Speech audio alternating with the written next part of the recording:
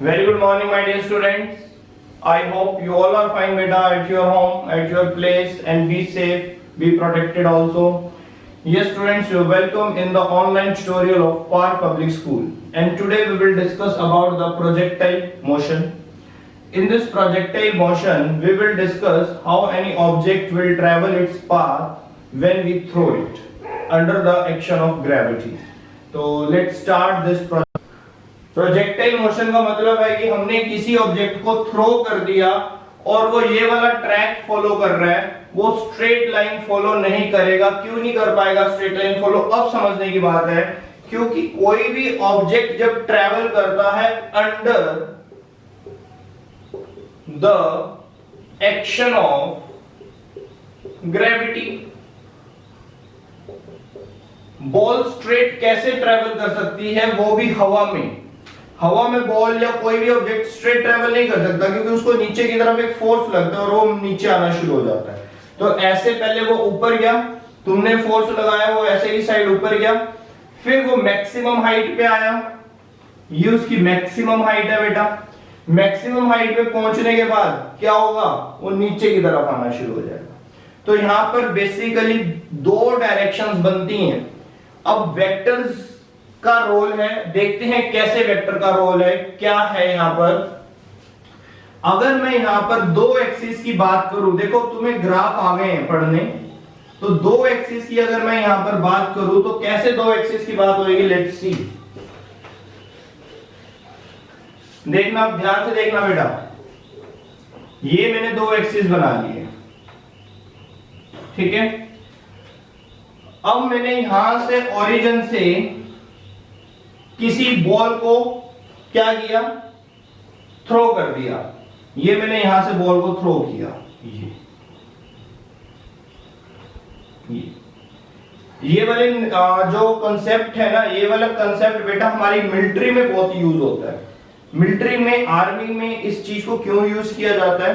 क्योंकि जो कैनन होती है, जो तोप होती है, तोप में से जब गोला प्रोजेक्ट किया जाता है, वो ऐसे ट्रैक को ही तो फॉलो करता है, और फिर वो कैलकुलेशंस करते हैं कि हम कितना फोर्स लगाकर इसको हिट करें, थ्रो करें कि ये दुश्मन के इस टारगेट को हिट करे जाके।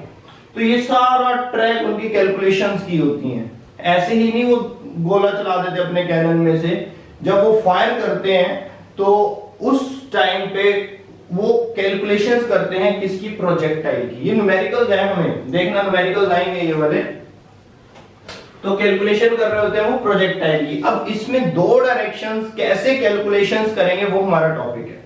देखो बेटा, मैंने दो एक्सिस ले लिए, एक ले लिया एक्स एक्सिस और एक ले लिया वाई एक्सिस, ठीक है। और जो मैंने वेलोसिटी दी है, इनिशियल वेलोसिटी जो मैं यहां से प्रोवाइड कर रहा हूं, ये मैंने ये प्रोवाइड करी, उसको इनिशियल वेलोसिटी u। अब ये इनिशियल वेलोसिटी कुछ ना कुछ एंगल बना रही है नीचे सरफेस के साथ, थीटा। अब बेटा तुम्हारी नॉलेज यहां पर आ जाती है, मुझे बताओ कि जो वेलोसिटी होती है वो वेक्टर क्वांटिटी होती है। अगर वेलोसिटी वेक्टर क्वांटिटी है तो ये थीटा एंगल पर इंक्लाइंड भी है। अब ध्यान से सुनना, velocity is a vector quantity और ये थीटा एंगल पर इंक्लाइंड है, तो इसके क्या कंपोनेंट्स बनेंगे? रेक्टेंगुलर कंपोनेंट्स बनेंगे इसके या नहीं बनेंगे? अगर रेक्टेंगुलर कंपोनेंट्स बनेंगे तो कितने बनेंगे? जल्दी से बताओ, हरियर, कैसे रेक्टेंगुलर कंपोनेंट्स बनेंगे बेटा इसके?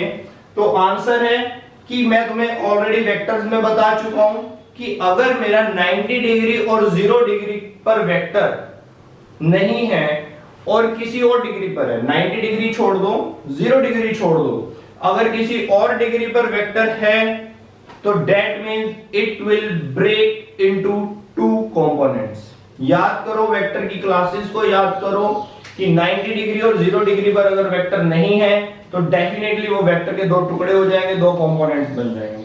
तो एक कंपोनेंट बनता है हमारा थीटा के साथ, याद है कुछ या नहीं? एक कंपोनेंट थीटा के साथ बनता है और एक कंपोनेंट इसके 90 डिग्री पर बनता है, ये। तो थीटा के साथ कौन सा कंपोनेंट बनता है, जल्दी से मैसेज करो। थीटा के साथ कौन सा कंपोनेंट बनता है, जल्दी से मैसेज करो, हरी अप। ये देखिए, इस पॉइंट को दोबारा से मैं थोड़ा डिस्कस करता हूं, एक दो बच्चों ने अभी ज्वाइन भी की है। तो क्या है, लेट्स सी।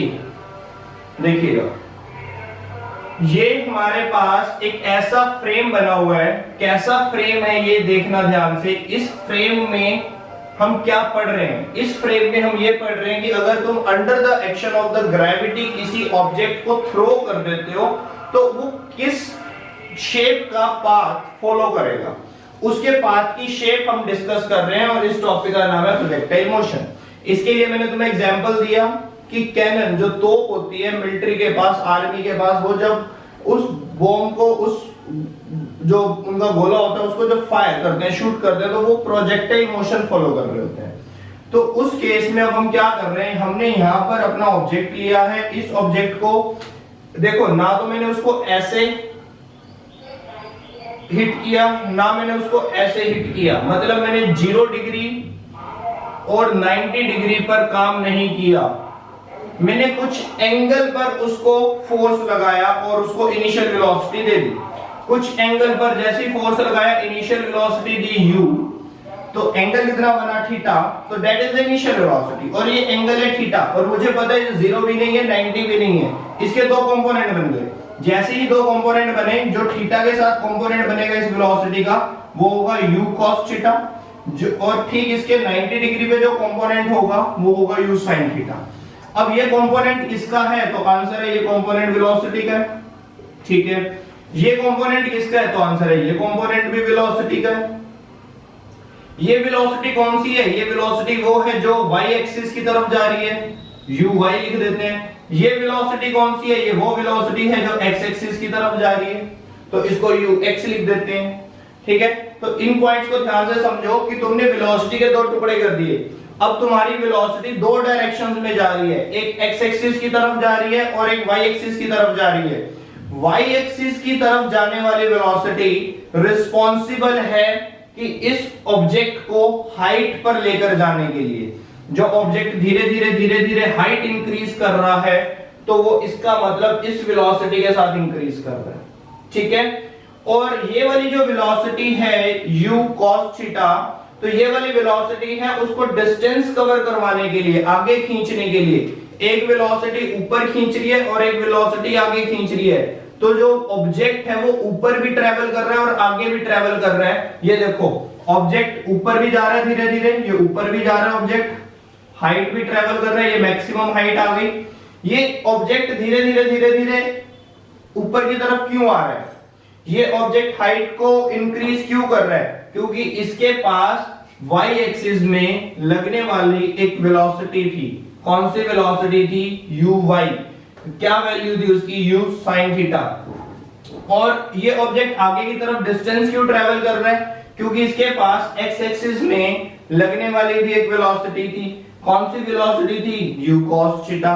तो ये वाली वेलोसिटी रिस्पांसिबल थी हाइट के लिए और ये वाली वेलोसिटी रिस्पांसिबल थी उसको डिस्टेंस ट्रेवल करवाने के लिए। अब सबसे इंपॉर्टेंट पॉइंट है, उसके बाद ये ऑब्जेक्ट धीरे धीरे नीचे आ जाता है। डिस्टेंस तो फिर भी ट्रेवल करता है बट वो धीरे धीरे अपने नीचे आ जाता है फाइनल पोजीशन पे। तो इसको बोलते हैं, जितना वो इनिशियल से, ये इनिशियल हो गया, ये फाइनल हो गया, इन दोनों के बीच का जो डिस्टेंस होता है that is called the range of projectile. वो रेंज है प्रोजेक्टाइल की, रेंज ऑफ प्रोजेक्टाइल, कि प्रोजेक्टाइल ऐसे इतना ट्रेवल करके गया। यही टारगेट होता है हमारी मिलिट्री का कि वो रेंज कैलकुलेट करते हैं कि हम यहां पर खड़े हैं और यहां से अगर हम फायर करेंगे तो किस टारगेट पे हमारा बॉम्ब हिट करेगा जाके। तो ये रेंज कैलकुलेट की जाती है। अभी तो मैं तुम्हें सिर्फ समझा रहा हूं, अभी कैलकुलेशन स्टार्ट नहीं हुई है। अभी मैंने तुम्हें क्या समझाने की कोशिश की है कि अगर तुम किसी ऑब्जेक्ट को वेलोसिटी देते हो, इनिशियल वेलोसिटी देते हो, लेकिन ये देखो ये ऐसे 0 पर नहीं देते, ठीक है, ऐसे भी नहीं देते, ऐसे भी वेलोसिटी नहीं देते, तुम ऐसे किसी एंगल पर वेलोसिटी देते हो तो वो ऑब्जेक्ट एक ट्रैक फॉलो करता है, और वो वाला जो ट्रैक होता है वो ट्रैक होता है प्रोजेक्टाइल, जिसे हम ट्रैजेक्टरी भी बोलते हैं। This is also known as trajectory. Trajectory path.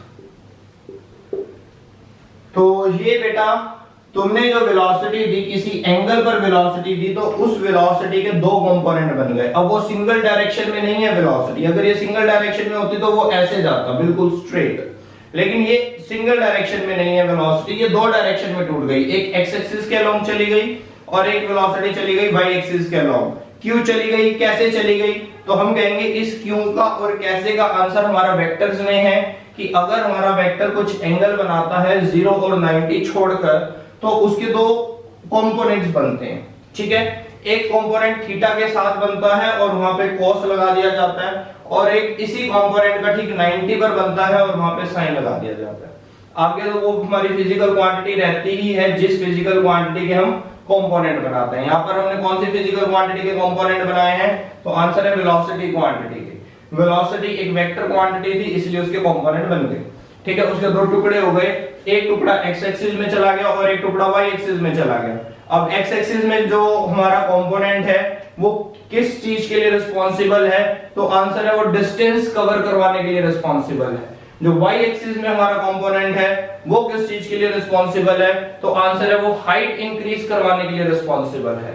ठीक है, अगर जो कंपोनेंट हमारा, अब बहुत इंपॉर्टेंट पॉइंट है बेटा, ये नोट करके हम लिखेंगे। वैसे मैं तुम्हें नोट्स शेयर करूंगा, एक काम करेंगे बेटा, तुम इसको समझ लो अच्छे से। ठीक है, जो इस टाइम लाइव है वो इस कांसेप्ट को अच्छे से समझें, और रफली अगर उनको कोई पॉइंट्स अच्छे लगते हैं तो वो रफली उन पॉइंट्स को नोट करें, काइंडली नोट करें।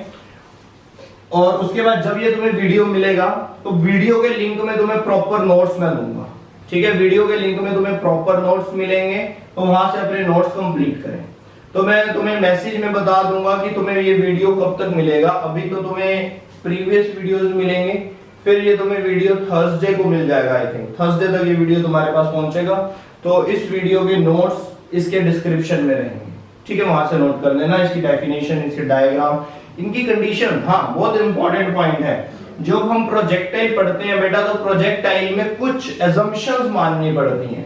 एजम्पशंस कैसी माननी पड़ती है, कुछ एज्यूम करना पड़ता है अपनी तरफ से। क्या क्या एज्यूम करना पड़ता है देखना। सबसे पहली एजम्पशन ये माननी पड़ती है कि यहाँ पर हम एयर का रेजिस्टेंस नेग्लिजिबल मान के चलते हैं। हम ये मान के चलते हैं कि यहाँ पर जो एयर है, एयर का रेजिस्टेंस नहीं है। सबसे पहला और सबसे बड़ा एजम्पशन इसका ये होता है। उसके बाद का क्या अजम्पशन होता है, उसके बाद का अजम्पशन होता है कि हमारी अर्थ बहुत फास्ट रोटेट कर रही है। ठीक है, अगर मैं किसी चीज को हवा में उछाल देता हूं, फॉर एग्जांपल, देखना, समझना, इसको इमेजिन करना कि ये अर्थ घूम रही है, तुमने किसी चीज को हवा में उछाला है। अगर वो ऑब्जेक्ट, वो तुम्हारा बॉल है या जो भी है, जो भी बॉडी है, उसको जब तुमने हवा में उछाल दिया, उसका कनेक्शन अर्थ से टूट गया। जब अर्थ से कनेक्शन टूट गया, तुमने उसको इधर हिट करना था, एक टारगेट पे हिट करना था, तुमने ऐसे ही जाना था और वो इधर हिट होना था। तो ध्यान से देखना, ये तुम्हें मेरी फिंगर नजर आ रही होगी, ये थंब नजर आ रहा होगा, तुम्हारी साइड ये फिंगर्स है और ये थंब है। मैंने इस थंब से ऑब्जेक्ट को हिट किया, फोर्स लगाया, वेलोसिटी दी, और मेरा टारगेट था कि मेरी ये वाली फिंगर पर, इस वाली फिंगर पे वो हिट करेगा। तो ऐसे आएगा और ऐसे हिट करेगा। ठीक है, लेकिन क्या हुआ कि जब मैंने यहां से इसको उछाल दिया तो ये अर्थ थी, ये तो घूमकर यहां पर आ गई, वो इधर हिट करा के, क्योंकि ये आगे जा चुका था तब तक। जब वो हवा में था, ध्यान से समझ रहे हो इस चीज को, कि जब मैंने उसको ऐसे हवा में हिट किया, वो यहां पर हिट करना था, इस फिंगर पे हिट करना था, तो वो ये वाली फिंगर आगे चली गई due to the rotation of the earth. Earth तो रोटेट कर रही है, तो वो ऐसे आगे चली गई और वो इस सबसे छोटी फिंगर पे आगे हिट किया। तो इसको बोलते हैं रोटेशन ऑफ अर्थ। लेकिन हम इस प्रोजेक्टाइल के केस में रोटेशन ऑफ अर्थ को नेग्लिजिबल मानते हैं। तो कुछ एजम्पशंस है, मैंने तुम्हें समझाया ना कि यहाँ पर हम कुछ एजम्पशंस लेकर चलते हैं कि एयर का रेजिस्टेंस नहीं है, अर्थ की जो रोटेशन है उसको नेग्लिजिबल, इग्नोर करना पड़ेगा, तभी हम अपने टारगेट पे पहुंचते हैं। तो नोट्स में मैंने ये assumptions क्लियरली पॉइंट्स में लिखी हुई हैं, तो वहां से तुम भी नोट्स बना लेना। ठीक है बेटा, तो अब सबसे इंपॉर्टेंट पॉइंट है, उसके बाद मैं तुमसे क्वेश्चन करता हूं। क्या पॉइंट है कि देखो वेलोसिटी है, ध्यान रखना। अब मैं तुम्हारे को एक बहुत इंपॉर्टेंट पॉइंट पे लेके आ रहा हूं। वेलोसिटी है तो वेलोसिटी की दो टाइप्स होती हैं। एक टाइप होती है यूनिफॉर्म वेलोसिटी और एक टाइप होती है नॉन यूनिफॉर्म वेलोसिटी। अगर हम बात करते हैं यूनिफॉर्म और नॉन यूनिफॉर्म, तो इनमें मतलब क्या है? यूनिफॉर्म वेलोसिटी का मतलब है कि तुम्हारी वेलोसिटी चेंज नहीं हो रही विद रिस्पेक्ट टू टाइम। अगर तुम मान लो 20 मीटर पर सेकंड की स्पीड पे हो, तो थोड़ी देर के बाद भी तुम 20 मीटर पर सेकंड पे ही मिलोगे, उसकी भी थोड़ी देर बाद तुम कितने पे मिलोगे? 20 मीटर पर सेकंड पे। That means you are moving with uniform velocity. अगर तुम अपनी वेलोसिटी चेंज नहीं कर रहे, कांस्टेंट वेलोसिटी है, तो इसका मतलब यूनिफॉर्म वेलोसिटी है। अगर यूनिफॉर्म वेलोसिटी है तो वहां पर एक्सेलरेशन कितना होता है? जल्दी से मुझे कमेंट करो, जल्दी से मैसेज करो, hurry up, I am waiting for your answer. अगर you are moving, if you are moving with uniform velocity or a constant velocity, then how much will be the acceleration in your object? Yes, सही है। अगर uniform velocity से move कर रहे हो तो acceleration कितना आएगा? मैसेज करो बेटा। तो अमन का आंसर आया एक्सेलरेशन 0 आएगा। बहुत बढ़िया। क्यों? वेलोसिटी तो चेंज ही नहीं हुई। एक्सेलरेशन का मतलब क्या होता है? एक्सेलरेशन का मतलब है change in the velocity, but you are not changing your velocity. अगर तुम अपनी वेलोसिटी चेंज ही नहीं कर रहे तो दैट मींस एक्सेलरेशन नहीं होगा। गुड अमन। उसके बाद अगर वेलोसिटी चेंज होती रहती है, अब वेलोसिटी चेंज होने का रीजन भी बताता हूं, सब कुछ बताता हूं। अगर वेलोसिटी चेंज होती रहती है तो वहां पर बेटा एक्सेलरेशन होता है। तो वेलोसिटी चेंज कैसे हो सकती है? वेलोसिटी को चेंज करने के लिए हमें फोर्स लगाना पड़ेगा। अगर हम बेटा फोर्स लगाते हैं F = m में, एक सेकंड बेटा मार्कर थोड़ा सा रिफिल कर दूं।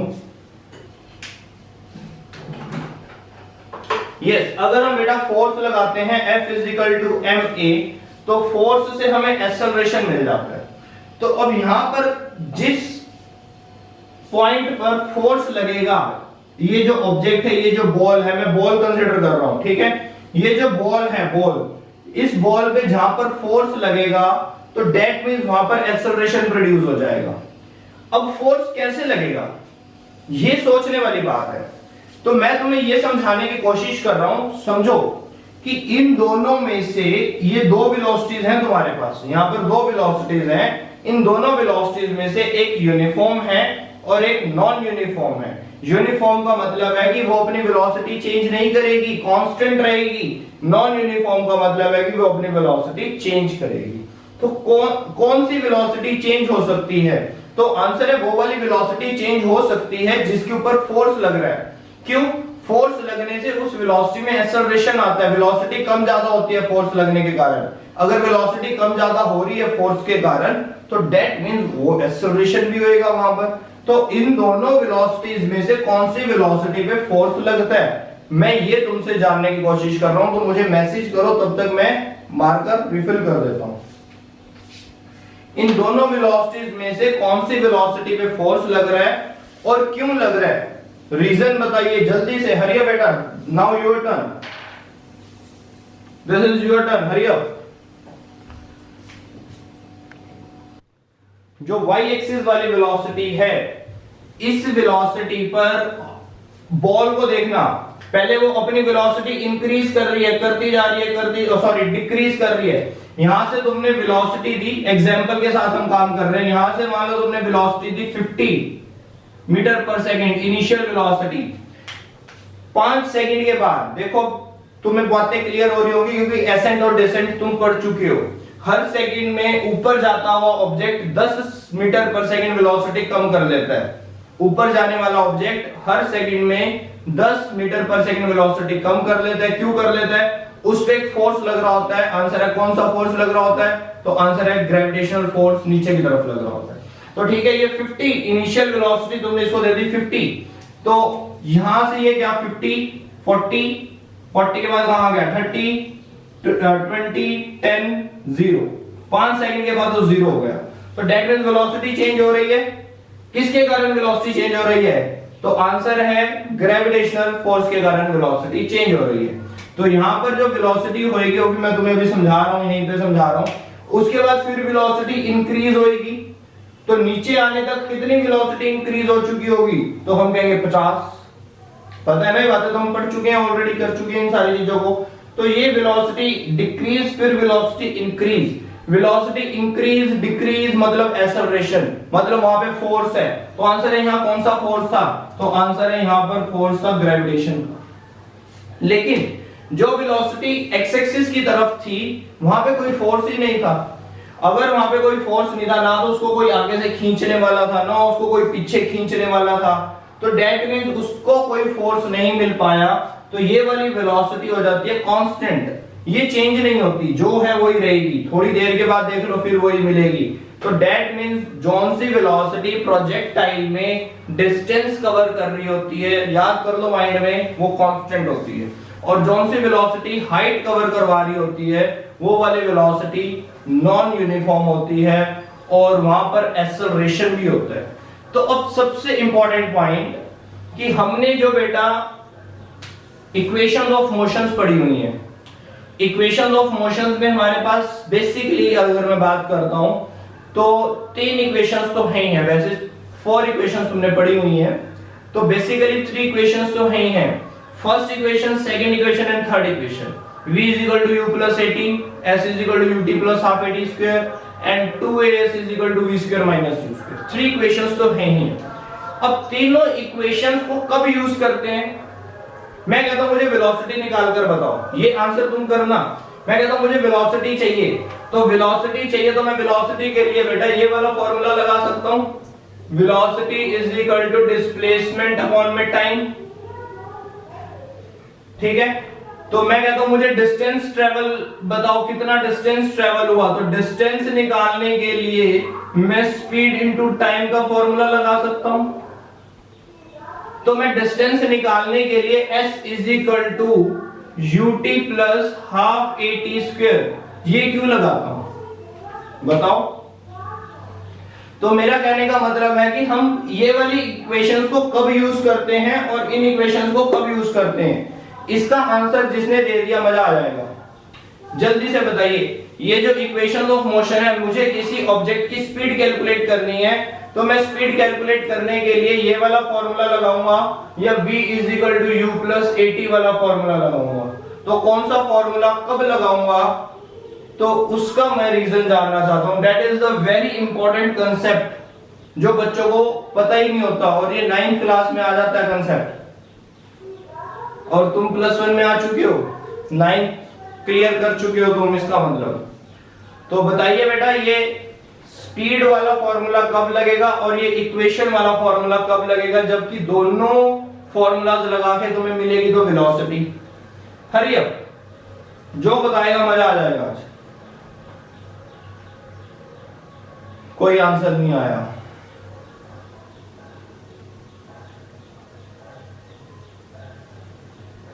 बोलो। चलिए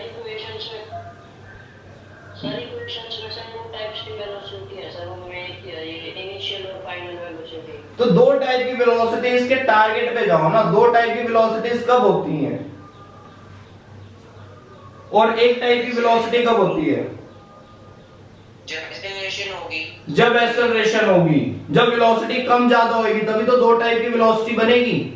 जब वेलोसिटी कम ज्यादा ही नहीं होगी तब तो एक ही टाइप की वेलोसिटी रहेगी। मतलब जहां पर एक्सेलरेशन है तो वहां पर ये वाले फॉर्मूलाज लगते हैं, वो भी यूनिफॉर्म एक्सेलरेशन में, नॉन यूनिफॉर्म में भी नहीं लगते।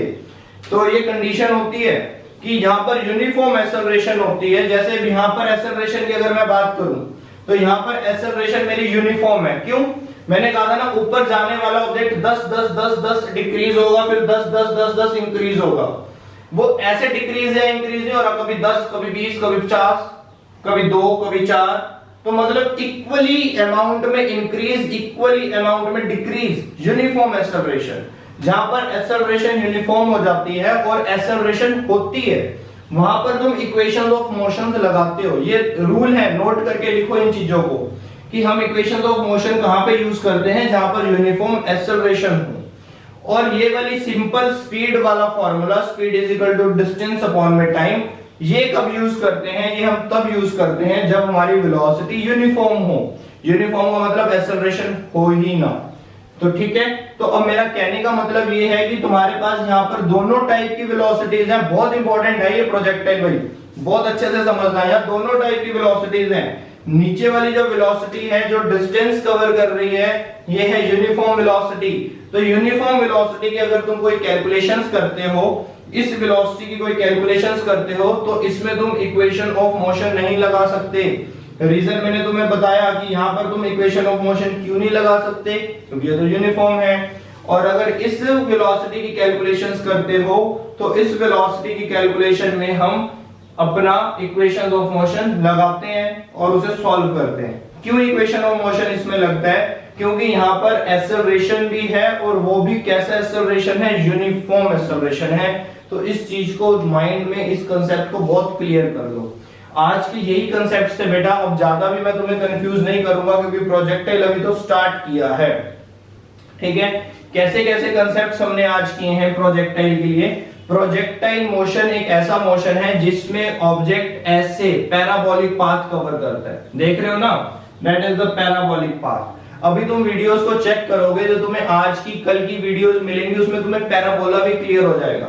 मैंने उसके अंदर हर चीज बता रखी है कि पैराबोला क्या होता है, ग्राफ के अंदर ये पॉइंट्स आते हैं। ठीक है, तो ग्राफ की जो वीडियोस हैं बहुत अच्छे से देखना, नोट्स बनाना, और तुमने प्रोजेक्टाइल समझ लिया, तुम्हें वो भी धीरे धीरे रिलेट करना, इन दोनों को आपस में रिलेट करके देखना। ठीक है, ये एक पैराबोला बना बेटा, तो दैट मींस पैराबोला अगर बना तो यहाँ पर दो वेलोसिटीज बनी हैं, ये इनिशियल वेलोसिटी के दो कंपोनेंट्स बने हैं। ये कंपोनेंट डिस्टेंस कवर करवा रहा है, ये कंपोनेंट हाइट कवर करवा रहा है, और दोनों मिलकर क्या कर रहे हैं, हाइट भी कवर कर रहे हैं और डिस्टेंस भी। अगर ये वाला कंपोनेंट खत्म हो जाए, डिस्टेंस को मैं कवर ना करवाऊं, तो ऑब्जेक्ट ऐसे ऊपर जाएगा, ऐसे ही नीचे आ जाएगा, डिस्टेंस कवर नहीं करेगा, ऐसे ऊपर गया, ऐसे ही नीचे आ गया। ठीक है, तो अगर वो डिस्टेंस भी कवर करता है, ये वाला कंपोनेंट अगर आ जाता है, तो इसका मतलब क्या होगा, इसका मतलब होगा वो डिस्टेंस, हाइट तो कवर करेगा ही करेगा, साथ में डिस्टेंस भी कवर करेगा। जो हाइट भी कवर करे और डिस्टेंस भी कवर करे तो वो ऐसा पाथ बनाता है, सेमी सर्कल टाइप पाथ बनता है। तो ये चीजें हमने बेटा बचपन में भी देखी हुई हैं कि हाँ, हमने बॉल को थ्रो किया तो वो ऐसे गई। ठीक है, ऐसे क्यों गई, तो हमें पता है ग्रेविटी ने उसको नीचे खींच लिया। ठीक है, तो अब हमें ये नहीं समझ आती थी कि इस तरफ जाने वाली जो वेलोसिटी है वो कहां से आई और ऊपर जाने वाली वेलोसिटी कहां से आई। तो हमें अब ये भी समझ आ गई कि हमने जो वेलोसिटी दी थी वो एंगल बनाकर दी थी थीटा पर। तो हमारी वेलोसिटी ही दो कंपोनेंट्स में डिवाइड हो गई थी, एक इस कंपोनेंट में और एक इस कंपोनेंट में। ये वाले कंपोनेंट ने उसको डिस्टेंस कवर करवा दिया, इस कंपोनेंट ने उसको हाइट कवर करवा दी, और दोनों ने मिलकर ये वाला ट्रैक फॉलो किया। ठीक है, तो अगर मैं तुमसे बात करता हूं, ये थोड़ी देर के लिए मैं हटा रहा हूं बेटा, समझाने के लिए तुम्हें बात करता हूं। इस पॉइंट पे अगर मैं कंपोनेंट्स की बात करूं तो कैसे बनेंगे, देखो ये u है, ये वाली जो वेलोसिटी है और ये वाली जो वेलोसिटी है, ध्यान से देखना, ये वाली वेलोसिटी का जो वेक्टर है ये एज इट इज रहेगा, ये छोटा और बड़ा नहीं होगा, बिकॉज ये वाली वेलोसिटी यूनिफॉर्म है। मैंने तुम्हें समझाया था ना, वेक्टर की जो लेंथ होती है, लेंथ उसका मैग्नीट्यूड बताती है। ठीक है, इसकी लेंथ कम या ज्यादा नहीं होगी, ये u cos थीटा सेम रहेगा, लेकिन ये वाली जो लेंथ है यहाँ पर बड़ी, फिर छोटी, फिर छोटी, फिर और छोटी करते करते खत्म हो जाएगी। तो ये वाली लेंथ डिक्रीज होती जाएगी। क्यों डिक्रीज होती जाएगी, ये u sin थीटा डिक्रीज होता जाएगा, बिकॉज इसको नीचे से फोर्स मिल रहा है, ऑपोजिट फोर्स मिल रहा है, तो ये रिड्यूस हो रहा है। ये वेलोसिटी रिटार्डेशन है, समझो इस चीज को, ये रिटार्डेशन है, ये नॉन यूनिफॉर्म है, तो इसके वेक्टर की जो लेंथ है वो धीरे धीरे धीरे धीरे रिड्यूस हो रही है, क्योंकि लेंथ मैग्नीट्यूड बताती है, जितनी ज्यादा लेंथ बनाओगे उतना मैग्नीट्यूड ज्यादा शो कर रहे हो, कम लेंथ का मतलब कम मैग्नीट्यूड शो कर रहे हो। तो ये हमने वेक्टर्स में पढ़े थे पॉइंट्स कि length represents the magnitude of the vector. तो ये वाला जो कंपोनेंट है ये धीरे धीरे धीरे धीरे रिड्यूस होता जाएगा, और जब यहां पहुंच जाओगे तो यहां पर सिंगल कंपोनेंट रह जाएगा, वो होगा u cos थीटा। ये पॉइंट क्लियर हुआ सबको, आई होप कि हो गया होगा। ठीक है, हर पॉइंट पर तुम कंपोनेंट्स बना सकते हो ना, हर पॉइंट पर। और जब इस पॉइंट की बात आ जाएगी तो क्या होगा बेटा, देखो u cos थीटा का तो चेंज होना ही नहीं, ये तो रहेगा u cos थीटा। बट ये वाला कंपोनेंट अब यहां पर क्या था, देखो धीरे धीरे धीरे धीरे धीरे धीरे रिड्यूस होते होते जीरो हो गया। अब वो जीरो होने के बाद इन्वर्टेड हो जाएगा, अब वो नीचे धीरे धीरे धीरे धीरे इंक्रीज होता जाएगा। क्यों इंक्रीज होता जाएगा? क्योंकि वेलोसिटी बढ़ती चली जाएगी। यहां पर अब ऐसे बनेगा, ये नीचे की तरफ आ गया, ठीक है। अब वेलोसिटी नीचे की तरफ ऐसे इंक्रीज कर रहा है, तो जब यहां पर बनाओगे तो u cos थीटा तो सेम बनाओगे, लेकिन ये वाला कंपोनेंट इससे बड़ा बनेगा। ये वाला बड़ा क्यों बना, समझ आ गया होगा तुम्हें, बिकॉज इसकी वेलोसिटी इससे ज्यादा है, नीचे आते टाइम वेलोसिटी बढ़ रही होती है, और जब इस पर बनाओगे u cos थीटा तो सेम बनेगा, और ये वाला कंपोनेंट और बड़ा बनेगा। तो बेटा ये वाले पॉइंट समझ आ रहे हैं? बहुत इंपॉर्टेंट पॉइंट समझाया ये मैंने तुम्हें। अगर ये क्लियर हो गया तो डेट मींस तुम्हें सब कुछ क्लियर है फिर प्रोजेक्टाइल का। फिर तो कैलकुलेशंस करनी बाकी हैं, बेसिक बातें मैंने सारी बता दी तुम्हें। बताइएगा मुझे ये वाले पॉइंट क्लियर है या दोबारा बता दूं एक बार कि ये वाला कंपोनेंट क्यों कम होता गया, और ये कंपोनेंट तो यूनिफॉर्म है, इसकी लेंथ कम ज्यादा नहीं होगी, जहां पे मर्जी बना लो सेम रहेगी। और उसके बाद जब ये 0 हो जाएगा, 0 के बाद ये उल्टा हो जाएगा, फिर ये इंक्रीज होना शुरू हो जाता है। ठीक है, पॉइंट क्लियर है या नहीं है बताइएगा मुझे।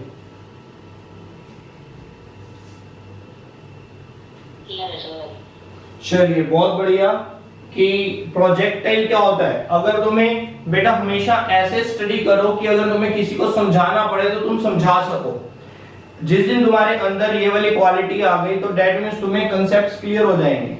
तुम हमेशा ऐसे टीच करो कि एक बार तुमने पढ़ लिया, ठीक है पढ़ लो, उसके बाद ये सोच के पढ़ो कि अगर मुझे ये किसी और को समझाना पड़ जाए मेरे पढ़ने के बाद तो क्या मैं समझा सकता हूँ। तो जब तुम में वो वाली क्वालिटी इंक्रीज होएगी, वो वाली क्वालिटी बिल्डअप होएगी, तो तुम्हारा कॉन्फिडेंस बिल्डअप होगा और तुम्हारे कंसेप्ट्स बिल्डअप होंगे।